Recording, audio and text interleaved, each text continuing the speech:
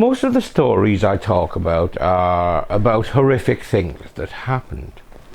But sometimes the most remarkable thing in a tale is actually what didn't happen, even when everything suggested that it would. This is a tale about a depraved and evil individual, and about two children experiencing a terrifying ordeal that only one of them would come out of alive.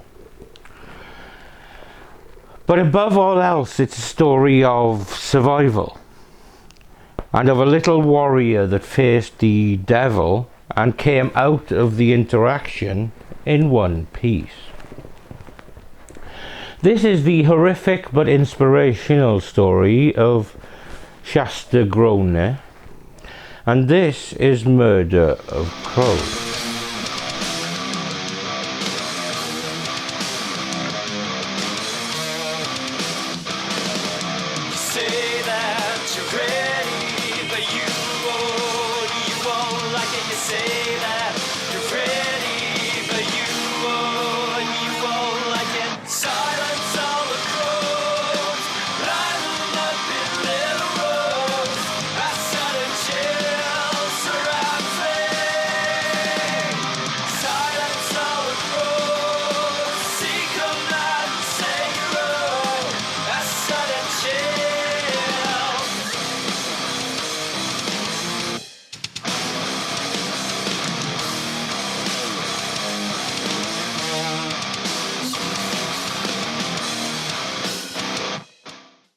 For the start of our story, we're heading to Lake Coeur, near the city of Coeur in Idaho in 2005.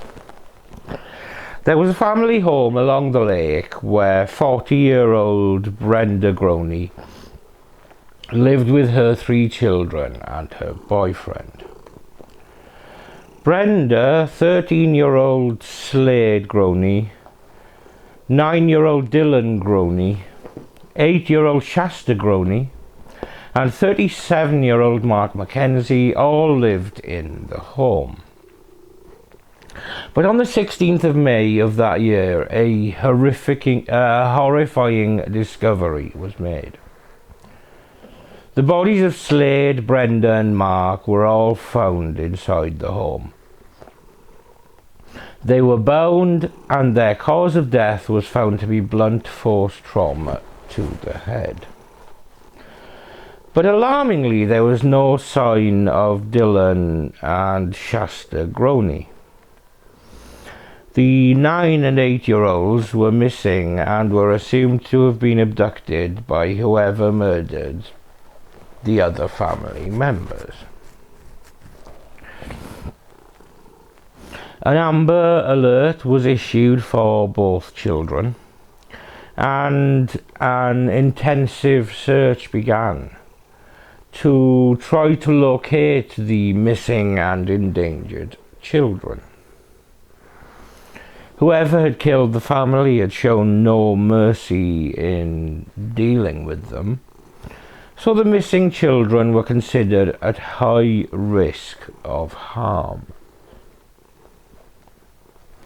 But despite the best efforts of law enforcement, no sign of the children could be found.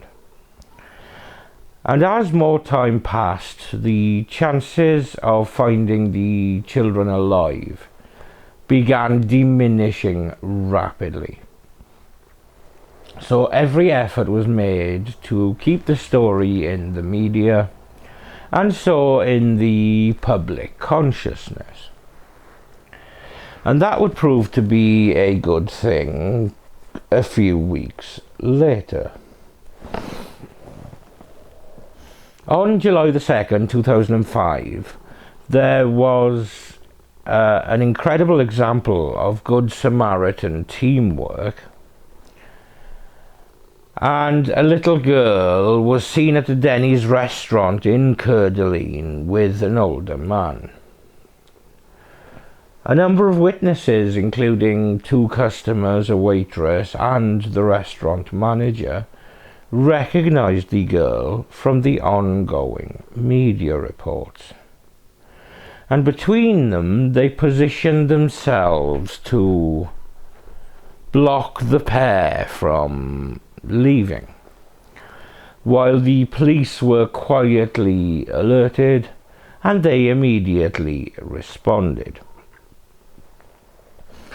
The man was arrested and detained on charges of kidnapping, and the little girl was taken to Coeur Medical Center for treatment. But there was no sign of 9-year-old Dylan Groene, and the belief among law enforcement was that the boy would be unlikely to be found alive. The man was identified as Joseph Duncan III, and police prioritized tracking the recent movements of Shasta Groene, and of the red Jeep Cherokee that he had been driving at the time of his arrest. Tracing the vehicle, they found that it had been rented by Duncan in Minnesota, and obviously it had not been returned. Releasing information about the vehicle as well as the man and the little girl led to a woman in Kellogg, Idaho, around 40 miles east of Coeur d'Alene, recognizing both the people and the vehicle as being at her petrol station several hours before Duncan was ultimately arrested. Believing she may have seen the little girl and the bad man, she reviewed the security footage, which confirmed to her that it was Duncan and Shasta, and after this was reported, police had an indication of where Duncan had been, as they tried to trace Duncan backwards, with hopes of locating Dylan Groene.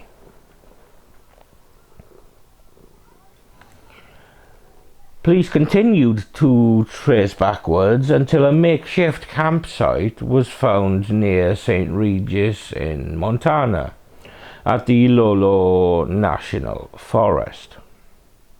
Police found human remains at this campsite, and these were sent to the FBI in Quantico, and tragically DNA testing confirmed the remains as those of Dylan Groene. He had been shot in the head from close range by a sawn-off shotgun blast.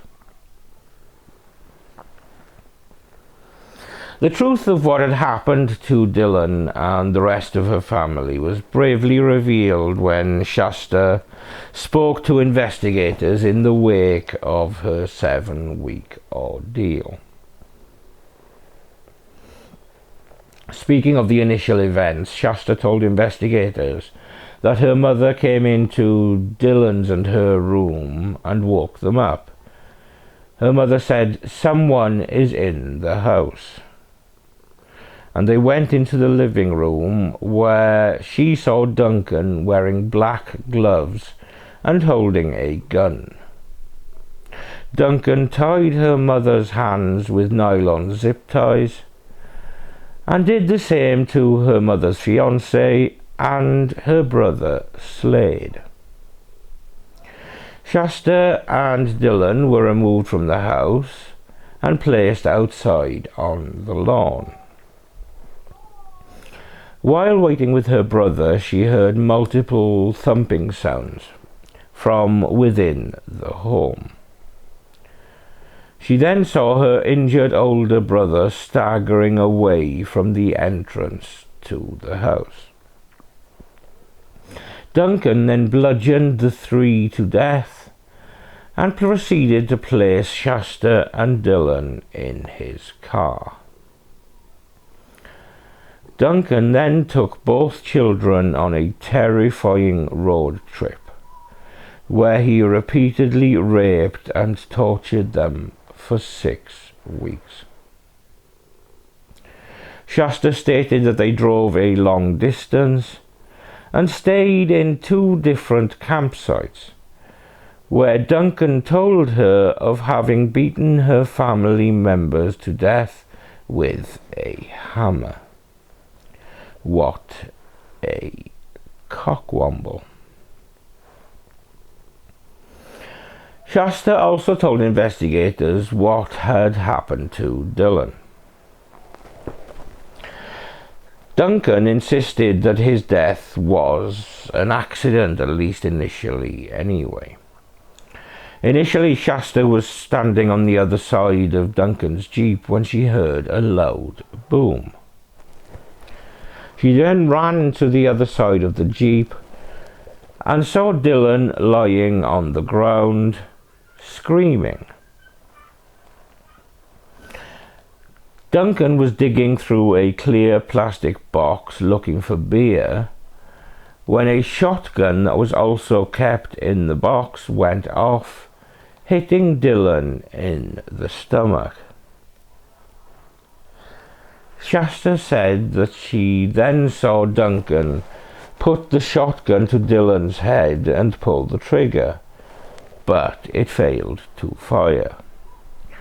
While Dylan begged Duncan not to kill him, Duncan reloaded the gun, put it back to the boy's head and pulled the trigger. Dylan was killed instantly. According to Shasta, Duncan then started crying and told her that he only killed him to put him out of his misery. Shasta reported that Duncan nearly killed her in the days after killing Dylan. She said that he gave her the choice to be killed either by strangulation or with a gun. Shasta chose the former, and Duncan proceeded to wrap a rope around her neck and tightly pull it, causing Shasta to start suffocating.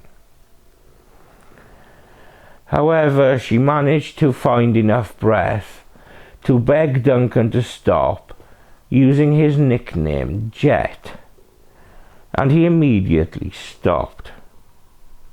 Whether this was planned or an instinctive reaction by Shasta, it unquestionably saved her life. Her bravery in the face of death cannot be praised enough. Duncan then asked her if she would like to meet his mother, to which she responded that yes, she would. And the two drove back towards Coeur and stopped at the Denny's restaurant, where Shasta was ultimately rescued. Duncan's arrest led the FBI to launch a nationwide review of unsolved missing child cases, and he was implicated as a possible suspect in several crimes that occurred between 1994 and 1997 when he was on parole, and between 2000 and 2005 when he was free from prison. Although he was cleared as a suspect in some of the cases, authorities in California and Washington had enough evidence to believe that Duncan had committed unsolved murders in their jurisdictions. Joseph Edward Duncan III was born in Fort Liberty, North Carolina on February the 25th, 1963.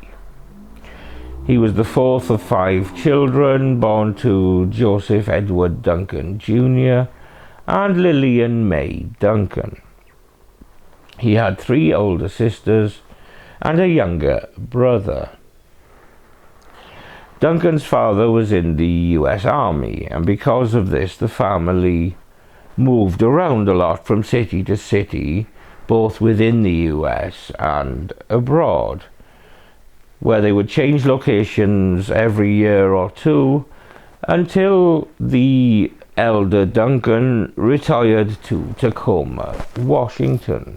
And this would have been when the younger was around 12 years old.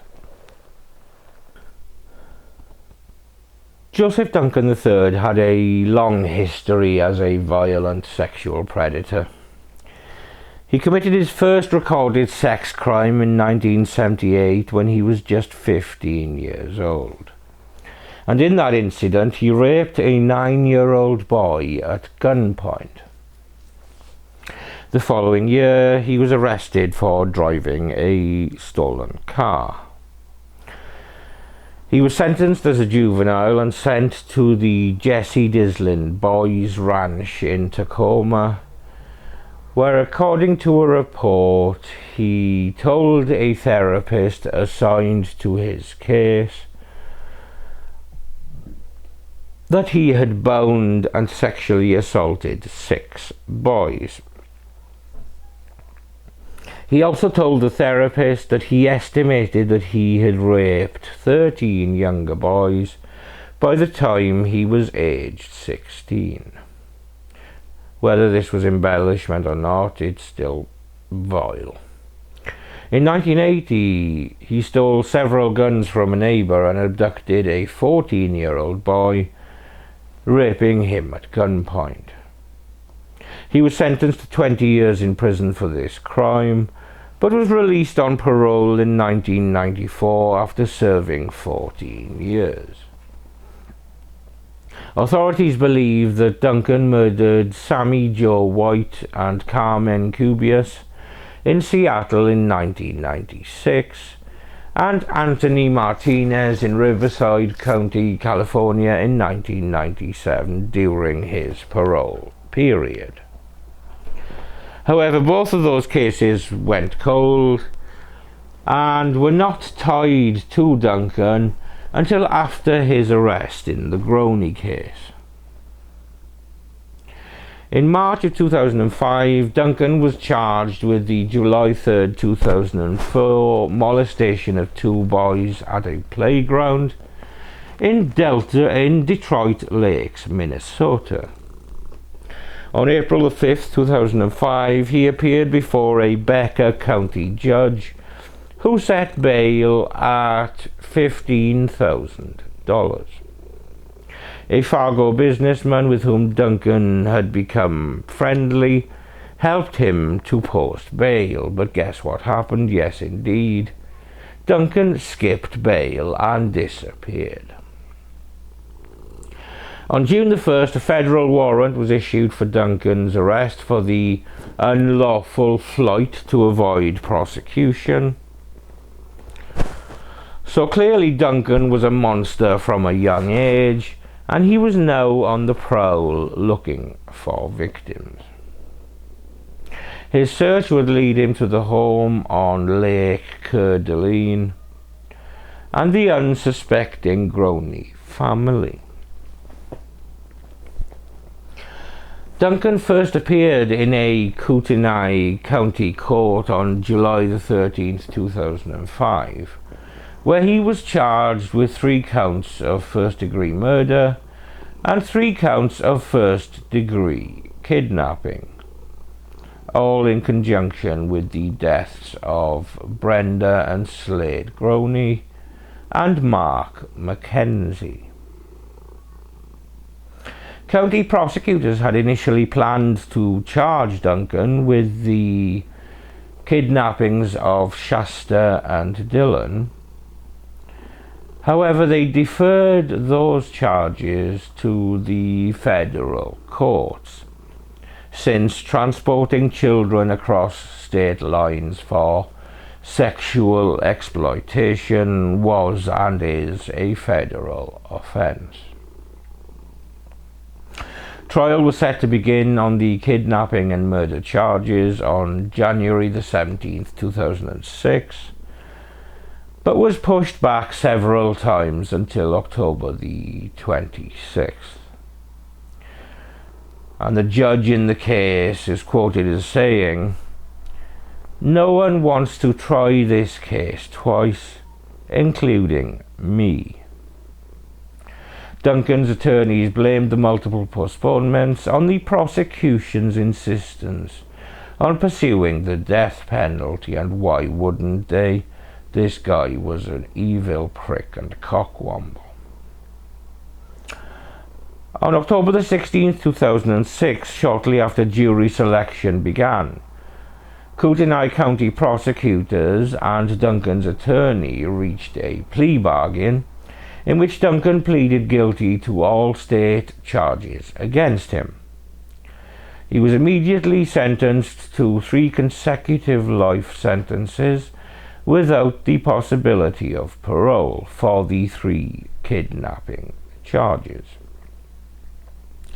Sentencing on the 3 murder charges was delayed pending the outcome of his federal trial on kidnapping and murder charges. On January the 18th, 2007, Duncan was indicted by a federal grand jury in Coeur on 10 counts of kidnapping resulting in death, aggravated sexual abuse of a minor, and sexual exploitation of a child resulting in death, and other crimes related to illegal firearm possession and vehicle theft. He was arraigned the following day at a federal court in Boise, where a judge ordered Duncan to stand trial the following March. After various delays, a trial date was set for January the 22nd, 2008. On December the 3rd, 2007, Duncan pleaded guilty to all 10 charges against him. As a condition of the agreement, Shasta Groene would not have to testify in the penalty phase of the trial. One of the very few silver linings in this whole shitstorm. Due to a gag order, other plea agreement details were not released. Jury selection for the penalty phase of Duncan's federal trial began on April the 14th, 2008. During jury selection, Duncan dismissed his attorneys and chose to represent himself. His attorneys objected, asserting that he was incompetent to do so, and requested a formal hearing regarding the issue.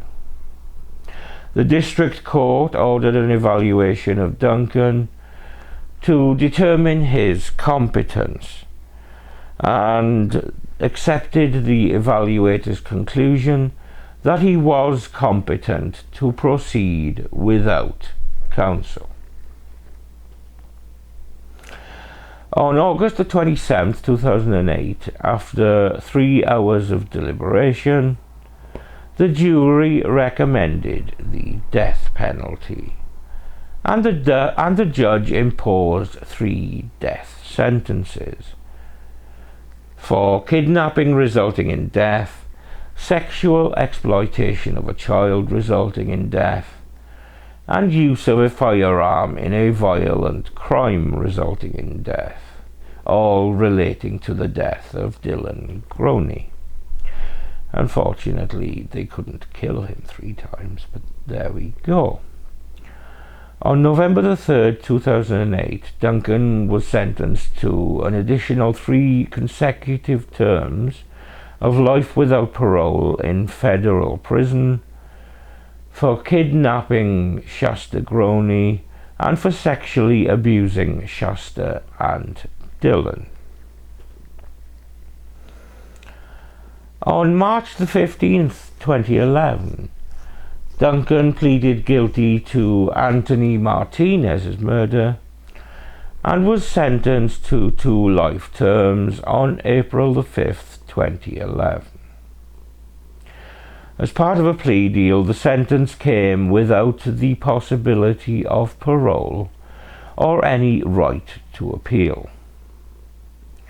Although Duncan could have faced a separate death sentence, in addition to the ones he had already been sentenced to in federal court, Riverside County District Attorney Paul Zellerbach justified the life sentence by stating that he had consulted with the Martinez family, who wanted closure in the case, and that the federal system will kill him long before the state of California would have seriously considered it.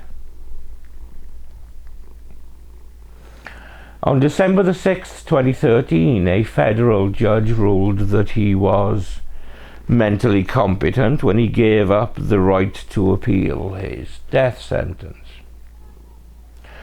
Psychiatrists working with the prosecution diagnosed Duncan with pedophilia, sadistic personality disorder, and antisocial personality disorder with narcissistic traits. No shit, Sherlock. But maintained that he was legally sane. A 3-judge panel of the 9th Circuit U.S. Court of Appeals ruled on March the 27th, 2015, that a district judge correctly determined that Duncan was mentally competent when he waived his right to appeal his death sentence.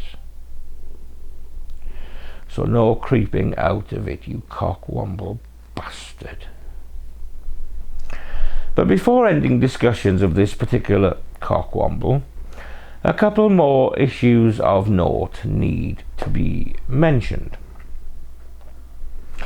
The first of these involves Duncan's personal website, and he'd entitled this "The Fifth Nail." Now, according to law, in addition to the 4 nails used to pierce the body of Jesus Christ in his crucifixion, there was a 5th nail that was taken away and hidden by the Romans. And Duncan adopted the name for his own website and blog. On the website, which depicted Duncan's day-to-day life as a convicted sex offender, must have been a laugh a minute that, he denied being a paedophile and claimed to have been sexually abused as a child. But then, after being imprisoned, Duncan maintained a blogspot website titled "Joseph E. Duncan III Returns to the Web from Federal Death Row to expose the meaning of the 5th nail." All the content on the site was posted by someone using the pseudonym Silenced, who presumably received letters from Duncan to post on the site on his behalf. John Adams, who was Duncan's public defender in Kootenai County, and prosecutor Bill Douglas, declined to comment on the possibility that Duncan was blogging from prison, saying simply that inmates did not have access to the internet. The mind boggles as to how all of that came to pass. In October 2020, Duncan underwent brain surgery after he was diagnosed with glioblastoma. He declined any treatment and rejected chemotherapy and radiation therapy. Medical staff at the Federal Bureau of Prisons estimated that he had between 6 and 12 months left to live. He died on March the 28th, 2021, at the age of 58. His body was cremated. Not that I give a fuck what happened to him. Before I move on to talk about the people in this story that deserve to be remembered and celebrated, I wanted to give a special mention for the jurors in Duncan's death sentence trial, who were traumatized by the evidence they had to sit through. And here's a trigger warning, this is not going to be pleasant, this part. Among the evidence viewed in court was a 33-minute video depicting a nude Duncan torturing, physically and verbally assaulting, and sexually abusing a nude, restrained boy identified as Dylan Groene. The video showed this abuse conducted in various interior areas of a dilapidated cabin.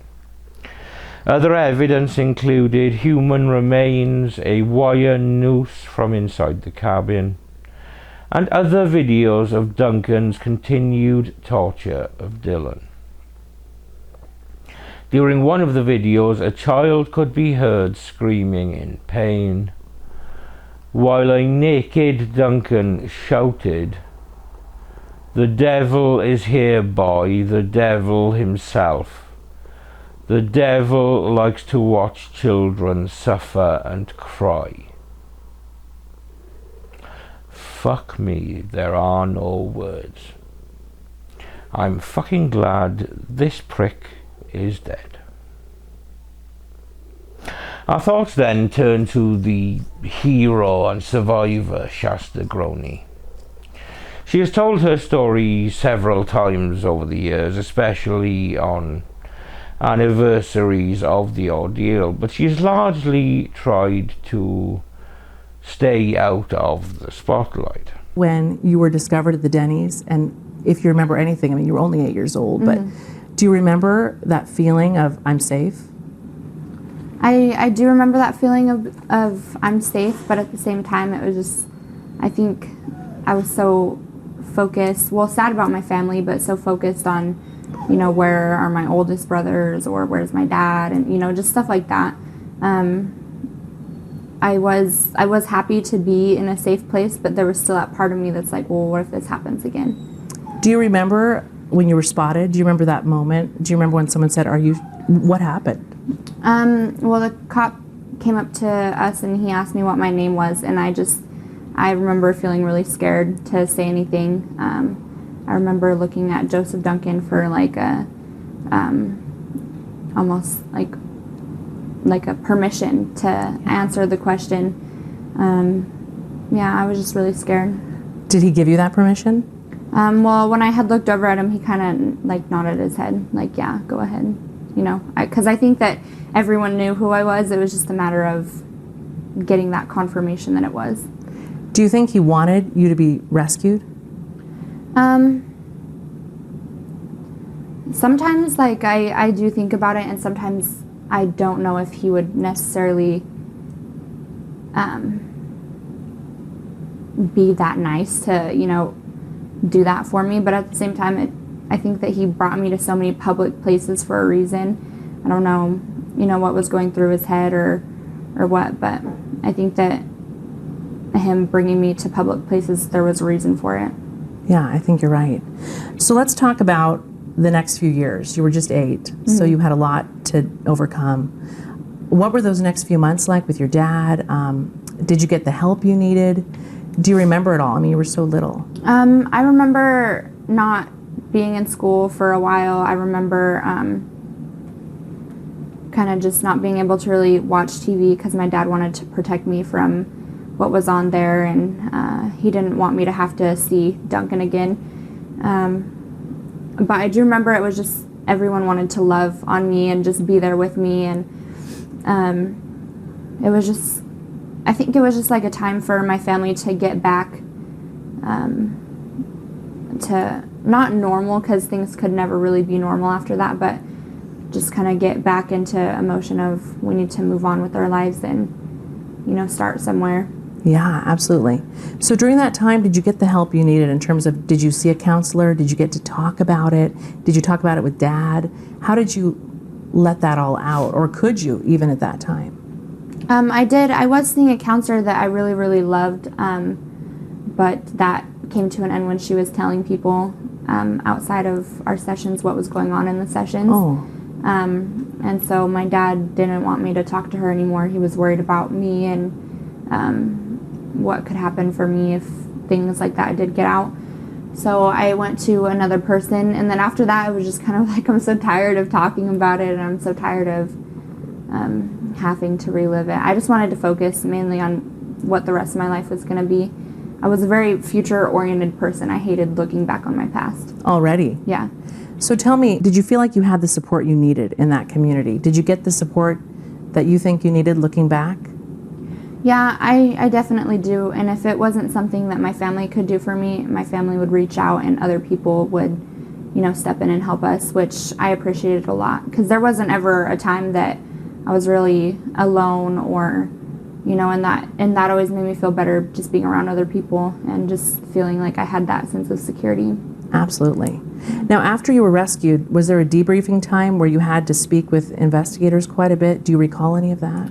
Yeah, I remember the night that they had found me, they took me into a back room and I was sitting on a chair and they were just asking me questions and I would close my eyes and be like, I'm thinking, but I'd really be sleeping. I was super tired and just exhausted, and I didn't even really want to answer the questions. I just wanted to sleep, and I wanted them to do it a different time, but it was so set on like we need to get answers tonight so that we can move forward with what we need to do tomorrow. And yeah, so I do remember that whole entire interview that I did with the cops. I guess a lot of people would wonder, do you remember what happened during that time? We're not going to talk about it, but do you remember it? Is it still vivid? Or I think people are hoping, I hope she's forgotten a lot of that. What would you say to those people? Well, I think that things that happen like that, you can't really forget about them. I think that the images will always be vivid in your mind. Or I know that they are in my mind, vivid, and I remember a lot of little details still. I mean, some aren't always there, or, you know, I look back on other things that have been talked about, like when I was younger, and I'd be like, oh, okay, I remember that now, but I had forgotten about it, you know, all these years. But I mean, there's like a lot of the little intricate details and stuff, I remember some of those too. So are you able to push them, or do they sink and stay? Are you able to push those memories away? I mean, I could push them away, but a lot of the times I don't really like to push them away because I guess I feel like if I were to push them away, it would be like avoiding, you know, what had happened to me. And I'm one of those people that like to face reality and be like, well, yeah, that did happen to me. It's just a matter of working through it, just being able to feel that and not really letting it sink in and stay to where it hurts me, but to not push it away to where I just completely feel like it never happened. You're so healthy in that way. How do you think you got there at such a young age? I think that I had help with some great people that were able to get me there, because I haven't always really thought about it like that, and I've always kind of, used outside things to, I guess, picture it a different way or to look at it a different way. But I had, you know, when I had went to a treatment place, they helped me, you know, they helped me get there, and it's actually helped me a lot since. That's great. Mm-hmm. Let's talk about those years of your life, because you did fall into drugs, correct? Mm-hmm. Tell us about when that started, and do you think it was because of, was it a symptom of what happened? Was it a way to stuff it away? How did you fall into that?